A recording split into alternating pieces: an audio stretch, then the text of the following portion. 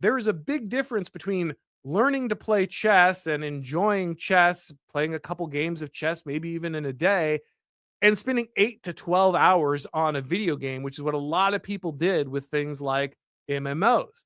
They devoted large amounts of their life to it. And again, I'm someone who certainly poured a large amount of my need to understand systems and exercise strategy and my mind through what are mostly useless pursuits. Like, it's really cool that I'm very good, I guess, at Magic the Gathering, but it doesn't have a lot of practical application day to day. It's not a threat to the regime in any real sense. And that's why, in many ways, these things became popular, right? Because who are the biggest threat to any given tyrannical regime? Well, it's young men with a lot of free time, right? Like, that's the most dangerous thing to any order, is a bunch of men who don't feel like they're useful and they don't fit in, and they have a lot of time and they're not finding a way to utilize their skills and kind of actualize their potential, assert their will and the power process.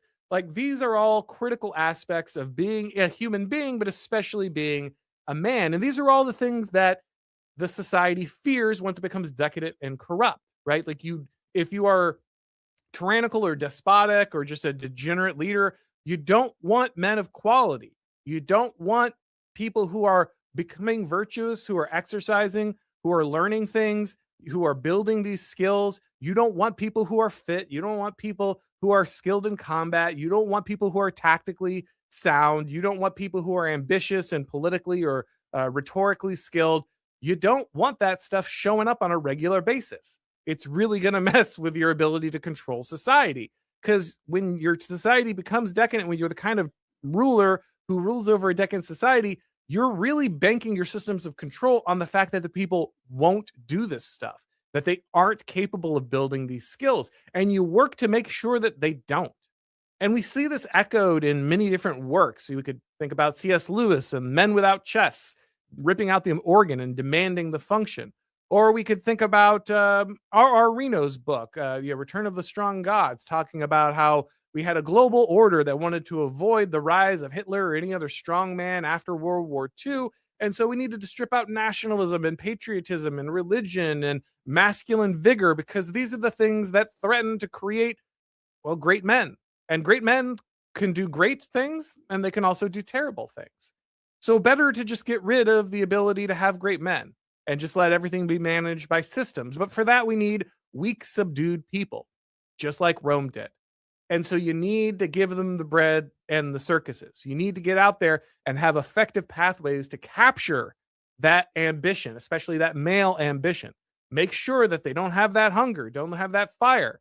Are you sure you have to go out and prove yourself in battle? There's Call of Duty right there. I mean, you can practice, going through the process of progression, building up skills, conquering and dominating other guys, working together with men in a shared task, but without actually having to, build any of the real life skills. In fact, ensuring that you don't build those real life skills because you're pouring all of your time into the video game.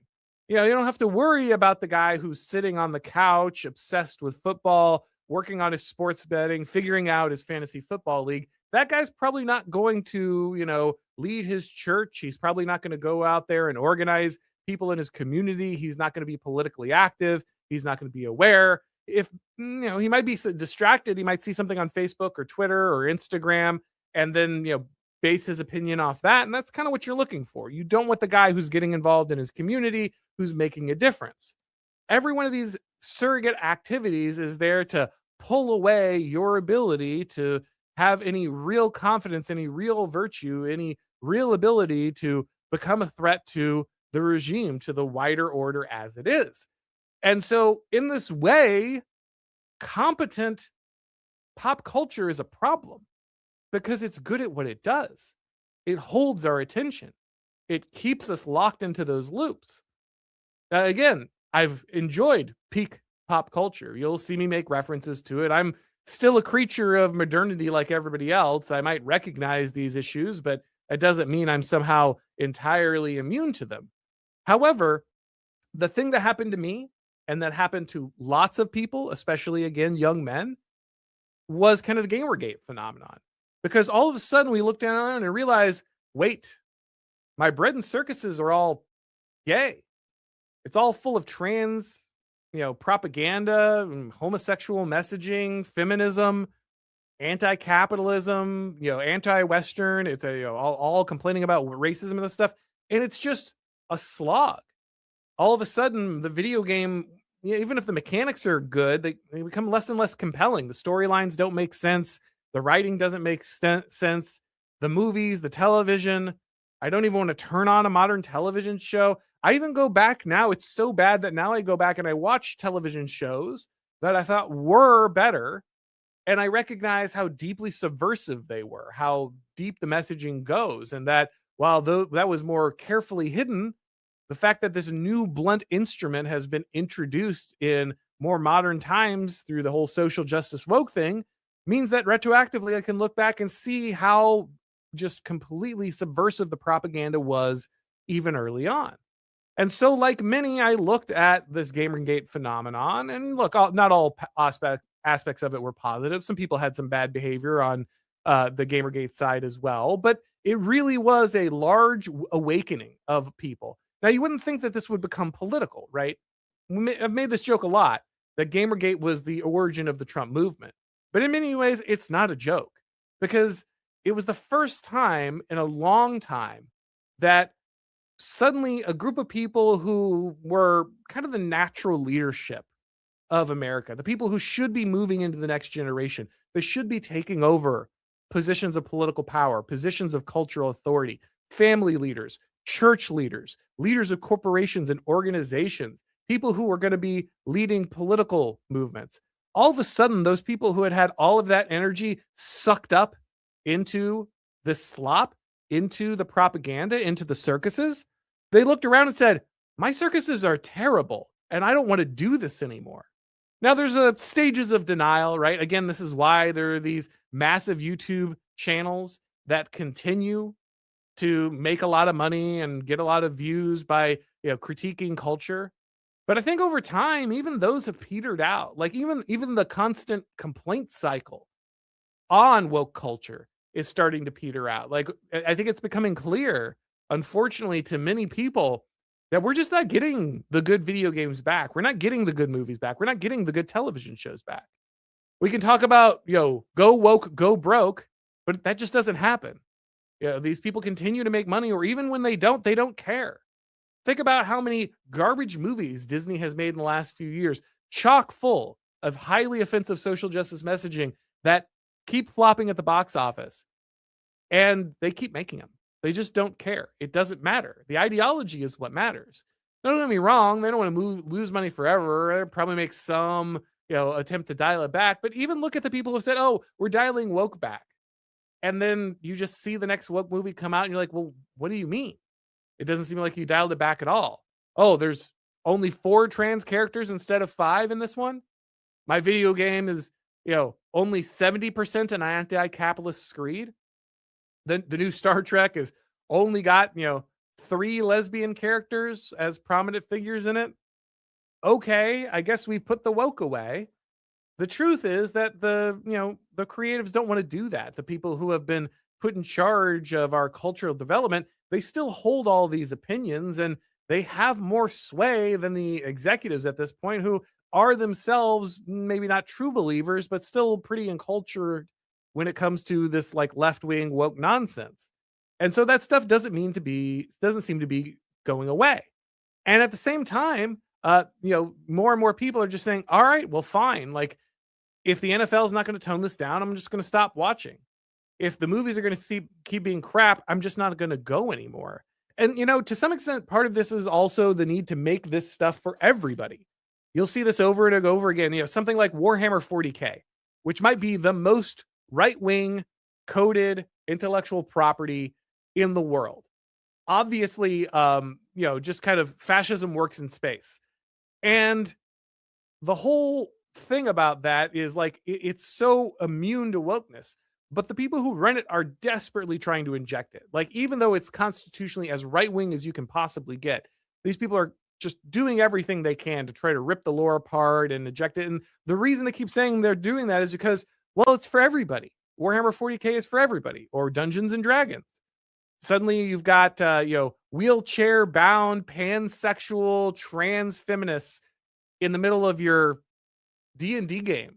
Like, you literally have to like help a guy down the stairs because he's got a wheelchair in your Dungeons and Dragons game. Why? Well, because Dungeons and Dragons is for everyone. Or these movies become international, these video games become international. They need to appeal not just to American audiences, but they need to appeal to all these emerging audiences and China and everything. And that lack of particularity does something to the game. Games, films, they rely on a shared cultural template. You need to have this, just substrate layer of shared understanding from which the culture and the creativity can arise.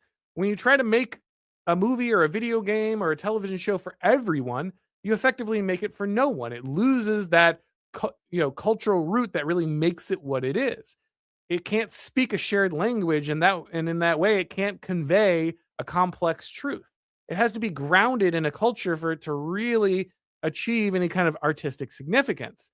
And so the more and more we try to turn these art forms into stuff that just goes everywhere and is for everyone, the more and more it becomes clear that you can't maintain any kind of serious message, any kind of real interesting artistic development, and fewer people want to be involved.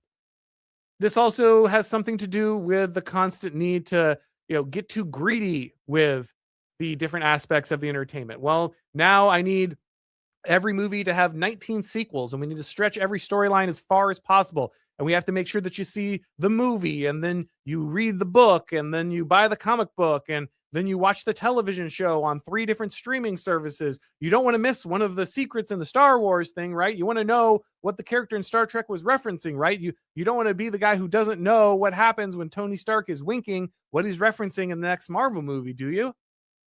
And so you just have this perpetual thing, video games, it's all service online, everything's online all the time. And so the storylines start to fall apart. The mechanics of the games start to fall apart. The narratives of the movies fall apart because everything is stretched so thin. And this just constant destruction of the quality of entertainment seems bad. And in a way it is bad. I'm not saying this is just a complete good thing. But it does create an interesting result. Because as the circuses get worse, the only thing that they really can't pollute, the only thing they really can't destroy are the things that are kind of transcendent, the things that are truly good in and of themselves, the things that actually build virtue, right? Like, your social justice can infect a video game, but can it infect my reading of Aristotle? Your social justice can destroy the experience of watching an NFL game. But can it really get rid of the satisfaction of going to the gym and feeling yourself becoming healthier and stronger? Yeah, I mean, wokeness can destroy your ability to enjoy Call of Duty. But can it keep you from going to the range with friends and gaining mastery over a weapon and training together and building that skill that is as applicable in real life as it could really, in anything could be, something that could actually defend your life or the life of others, that compels you to become a more competent male to fill your role? Yes, of course, wokeness can enter the church, and we have a serious problem with wokeness in religion, but there's still transcendent truth that comes through. Christ is king, and his message transcends whatever attempts are there to corrupt it. And so if you are regularly involving yourselves in true religious practice, hopefully Christian practice, then can it really be ultimately subverted by woke messaging? These things are eternal, and these things are powerful, and these things are what build society. They're what make men virtuous. They're what create families. They're what push back against tyranny. They're what make you demand more from your leaders and move them out of the way if they don't deliver it. And you can't hide behind the slop anymore. You can't just go back to watching Netflix. You can't just go back to playing the video game. because it's so bad, it's not going to distract you anymore. Hey guys, if you've been watching this show for a while, then you know that around here we encourage something that conservatives usually don't do. You know, winning. If you like what I'm doing here and you want to keep it going, then head over to Blaze TV. They have the behind the scenes content, exclusives, and documentaries that you're just not going to see anywhere else. So go to blazetv.com/Auron and subscribe today. The promo code is AURON and you'll save $20 right now off the annual plan.